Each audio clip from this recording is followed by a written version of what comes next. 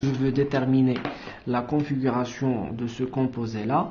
Donc voilà, le N, un carbone lié avec un azote est beaucoup plus important. Donc c'est 1, celui-là 2 et celui-là est 3. Donc c'est quoi? C'est toujours S, et puisque le méthyle est en avant, c'est R. Donc comme vous voyez ici, l'attaque est en arrière, mais malgré ça, la configuration reste constante.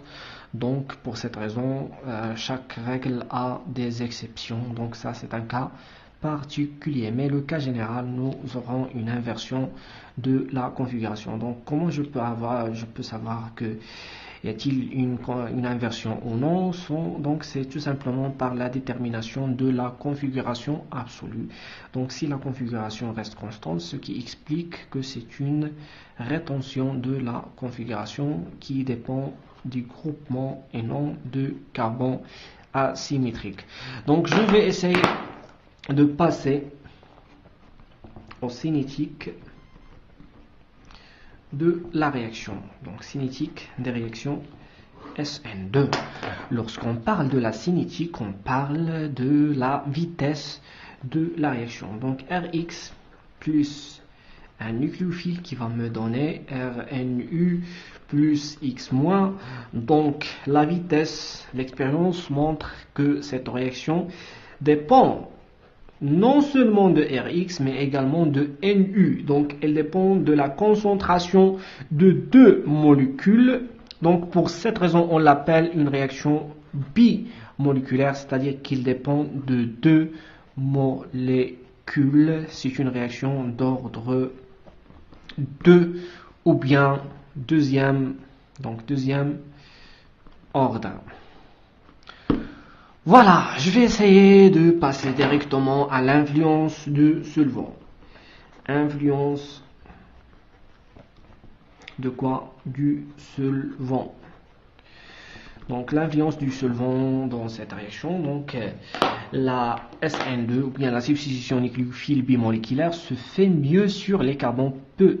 Non. Donc la vitesse de la réaction est fortement influencée par le solvant. La SN2 est favorisée par les solvants aprotiques polaires. Donc lorsqu'on parle de l'influence du solvant sur la réaction SN2, on va parler de ce qu'on appelle des solvants qui sont aprotiques. Donc qu'est-ce que ça veut dire aprotique? A, c'est un préfixe de contraire.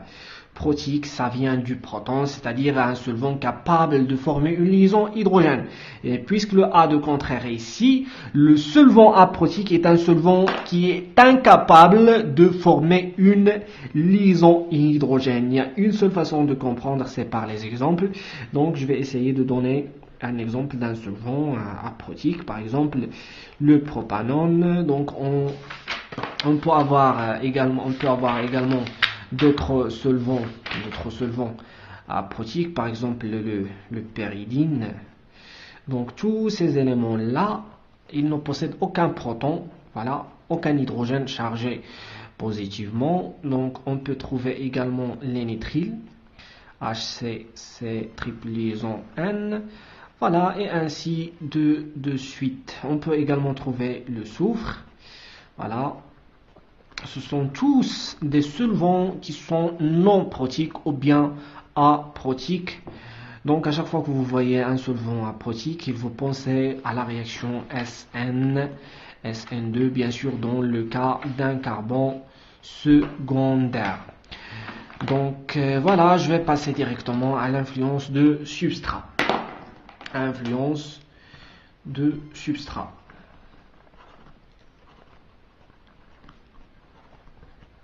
Donc, qu'est-ce que ça veut dire le substrat? Le substrat, c'est l'élément qui porte le X. Donc, comme nous l'avons déjà vu, d'après la loi de la stabilité, un substrat primaire est moins stable par rapport au secondaire, par rapport au tertiaire, par rapport, etc., etc. Donc, vous voyez ici une classification selon la SN2. Donc, quand est-ce qu'on peut parler de la réaction SN2? C'est SN2 puisqu'on n'a pas de carbocation, donc le carbone primaire est favorisé dans cette réaction. Très bien. Donc, un carbone primaire favorise la réaction SN2. Et puis, un carbone primaire également favorise SN2. Et puis, voilà, un carbone secondaire. Donc, ce carbone secondaire, ça dépend du solvant. Si j'utilise un solvant aprotique, je devais utiliser SN2.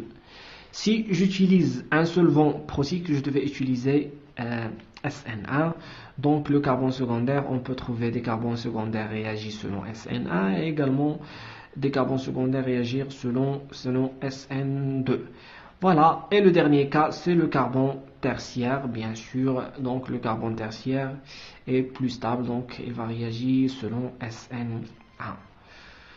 Voilà, donc la SN2 se fait mieux sur le carbone pesant cambré, c'est-à-dire moins substitué, les méthyles ou bien les carbones primaires, que sur le carbone tertiaire très encombré, puisque l'approche nucléophile se fait par derrière. Donc, comme vous voyez ici, plus le carbone est moins substitué, plus il est capable de passer par l'état de transition ou bien l'état pentacoordonné.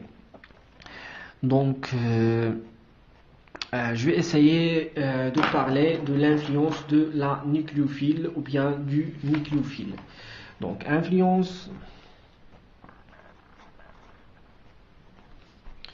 de nucléophile. Donc, lorsque je parle de l'influence de nucléophiles, la force relative des nucléophiles a une influence sur la vitesse de réaction. Les nucléophiles chargés sont meilleurs que les neutres. Donc, si j'ai par exemple un nucléophile chargé, est très favorisé par rapport à un nucléophile qui est neutre, qui ne possède aucune charge. Donc, aucune charge. Par exemple, un nucléophile neutre, un nucléophile chargé, c'est au moins, il est très important par rapport, donc il réagit beaucoup plus facilement par rapport à un nucléophile neutre, par exemple R ou H. Voilà, la puissance du nucléophile ne dépend pas seulement de sa charge, mais aussi de la solvatation qu'il subit. Voilà, donc je vais passer directement à l'influence de nucléophile ou bien l'influence du groupement partant qui dégage la molécule ou bien le nucléofuge. Donc tout d'abord, qu'est-ce que ça veut dire un nucléophige? Donc un nucléophige, lorsque j'ai XRX, donc le X- c'est l'élément, donc on dit que X- est un nucléofuge. Donc les meilleurs groupes partants sont ceux qui peuvent stabiliser la charge négative formée. Donc un nucléophile est beaucoup plus stable par rapport à Br-, beaucoup plus stable par rapport à Cl-. Alors la question qui se pose, quelle est la différence entre I et Br et Cl? Donc dans le tableau périodique, nous avons le fluor. Il appartient à la colonne à la ligne numéro 2. Le chlore, il appartient à la ligne dans le tableau périodique numéro 3. Et le brome, il appartient à la ligne numéro 4. Et l'iode qui appartient à la ligne numéro 5.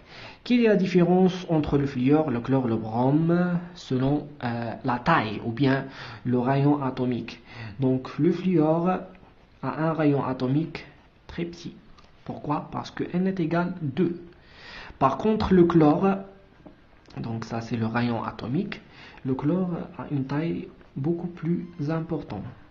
Donc ça c'est le rayon de F, celui-là c'est le rayon de chlore. Et le brome a une taille très très importante par rapport au chlore, donc ça c'est le rayon de brome. Et puis l'iode a un rayon très très important, c'est le plus grand de ces quatre. Donc c'est le rayon de l'iode. Donc pourquoi lorsque n augmente, le rayon atomique va augmenter également? Parce que le R, le rayon de l'atome, il dépend de niveau énergétique ou bien de nombre quantique principal, comme vous l'avez déjà étudié dans l'atomistique. Donc ici n est égal 1 n est égal à 2. Donc, comme vous voyez ici, la distance qui sépare le noyau de premier niveau est tout à fait différente par rapport à la distance qui sépare le noyau par rapport au deuxième niveau. Donc, vous voyez ici, et au niveau 3. Donc, ce qu'il faut retenir, que plus la taille de nucléofuge augmente, plus sa capacité à dégager la molécule augmente. Donc, pour cette raison, le I- est un meilleur groupement partant par rapport à Br-, par rapport à Cl-, c'est-à-dire que le Br-, elle s'élimine très très facilement par rapport à Br-. Pourquoi elle s'élimine très facilement? Parce qu'il a une taille très importante. Donc, il va essayer de minimiser, bien sûr, de minimiser son énergie ou bien d'augmenter sa stabilité par une rupture. Donc, ce qu'il faut retenir, que plus la taille augmente, plus la capacité nucléofuge augmente, plus la capacité à s'éliminer de la molécule augmente. La différence entre SN1 et SN2. Donc, au niveau du mécanisme, quelle est la différence entre SN1 et SN2? Donc, le mécanisme de SN1, donc ça c'est un tableau récapitulatif, voilà. Donc, au niveau du mécanisme, le mécanisme de SN1 passe en 2 étapes. Donc, étape 1, formation de carbocation. L'étape 2, attaque nucléophile. Donc, je vais essayer de résumer ces 2 étapes. Donc, la première étape, GP. Donc, G, c'est un groupement par temps. Donc, la première étape, c'est la formation du carbocation. Et puis, la deuxième étape, c'est l'attaque de nucléophile. Voilà, qui va attaquer ce carbocation pour former RNU. Très bien. Par contre, SN2, elle se passe en une seule, donc je répète, une seule étape. Bien sûr, avec une étape de transition. Donc, c'est-à-dire que lorsque j'ai RGP, avec GP un groupement partant, ou bien un nucléophile, donc le U va attaquer le R et puis l'élimination de GP se font donc simultanément, c'est-à-dire nous aurons la formation de RNU et n'oubliez pas que le mécanisme part par un intermédiaire réactionnel qui s'appelle bien l'état de transition. Donc ici, la rupture de GP, bien sûr, par une rupture hétérolytique. Très bien, ça c'est au niveau du mécanisme réactionnel. Au niveau de la cinétique, c'est-à-dire la vitesse de la réaction, la vitesse de SN1, c'est une réaction de premier ordre, c'est-à-dire ordre 1, c'est-à-dire que V est égal K fois la concentration de RGP, c'est-à-dire le groupement partant d'une façon générale. Très bien. Par contre, SN2, c'est une réaction de deuxième ordre ou bien d'ordre 2, donc c'est-à-dire que la vitesse est égale K fois la concentration de RGP, groupement partant, fois la concentration en nucléophile. Très bien, donc au niveau de l'effet de nucléophile, donc bien sûr, effet nucléophile. Donc, puisque l'effet du nucléophile n'intervient pas dans la réaction, donc c'est-à-dire que la vitesse de SN1 ne dépend pas de la concentration en nucléophile, donc pour cette raison, aucun effet sur la vitesse. Mais par contre, bien sûr, SN2, il dépend, donc il influe, voilà, le nucléophile, il influe la vitesse de la réaction, donc influe la vitesse de la réaction. Très bien, ça concernant l'effet de nucléophile. On va passer à l'effet de substrat ou bien l'influence de substrat. Qu'est-ce que ça veut dire substrat? Je rappelle, le substrat, c'est l'élément qui possède bien sûr le carbocation. Donc ici, un substrat tertiaire est très très favorisé par rapport à un substrat secondaire. Très bien.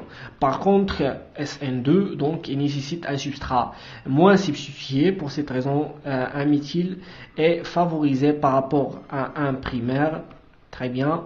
Par rapport à un secondaire. Donc, pourquoi la réaction SN SN1 nécessite un substrat tertiaire parce que dans cette réaction, il se forme un carbocation qui doit être plus stable au maximum possible. Par contre, SN2, donc comme vous voyez ici, il nécessite un carbone moins encombré. Pourquoi? Parce que le mécanisme passe par une étape, pas étape, par une étape de transition. Très bien. Donc on va passer à la stéréochimie de la réaction. Stéréochimie. Stereochemistry. So, la racimisation, c'est-à-dire la formation d'un mélange racimique dans le cas de SN1. Mais par contre, au lieu de la racimisation dans la réaction SN2, on va trouver une inversion de la configuration.